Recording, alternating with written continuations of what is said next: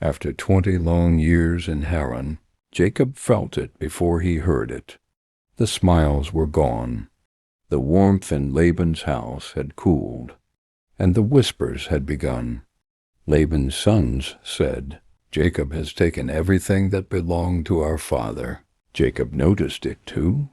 Laban's face was no longer the same toward him. This was the man Jacob had served faithfully. 14 years for his wives, 6 years for his wages, working day and night in heat and cold. Then God spoke, "Return to the land of your fathers and to your kindred, and I will be with you." Jacob didn't argue, but he didn't rush either. He called Rachel and Leah into the field, away from tents, away from ears, away from Laban. He told them everything. How your father's attitude toward me has changed. How I served him with all my strength. How he cheated me, changing my wages again and again. Then Jacob explained the strange turning point. Laban had said, "Your wages will be the speckled animals." But when that happened, the flocks began giving birth to speckled ones. So Laban changed the deal. "Now your wages will be the streaked ones." And suddenly the flocks produced streaked offspring. Again and again. Every time Laban tried to outsmart him, God overruled the outcome. Jacob said quietly but firmly, "It wasn't your father. It was God. God has taken the livestock of your father and given them to me." And then Jacob revealed the dream.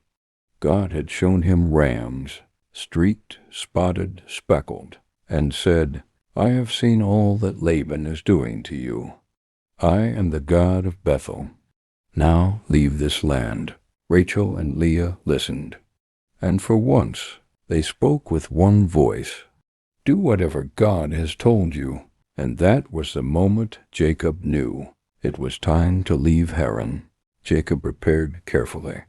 He gathered his wives, his children, his servants, his animals, large flocks, camels, donkeys, every possession he had gained in Paddan Aram. Years earlier, Jacob had made a strange agreement with Laban. Only the speckled, spotted, and dark animals would be his. Laban thought it was a clever deal. Most animals were solid-colored. But God stepped into the process. Jacob placed peeled branches near the watering troughs, white streaks visible as the animals mated. Not as magic, not as sorcery, but as a sign. Later, God revealed the truth. "I caused the flocks to bear speckled and streaked offspring." Heaven overruled nature. The strongest animals became Jacob's. The weaker ones stayed with Laban, and Jacob became exceedingly wealthy. Now, while Laban was away shearing sheep, a season of feasting and distraction, Jacob acted. No announcement, no farewell. The Bible says, Jacob deceived Laban by not telling him he was fleeing, but this wasn't deception for gain. It was escape for survival.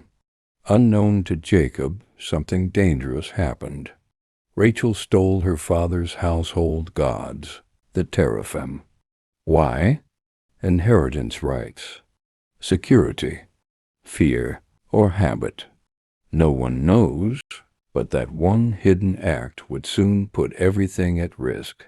Jacob crossed the Euphrates.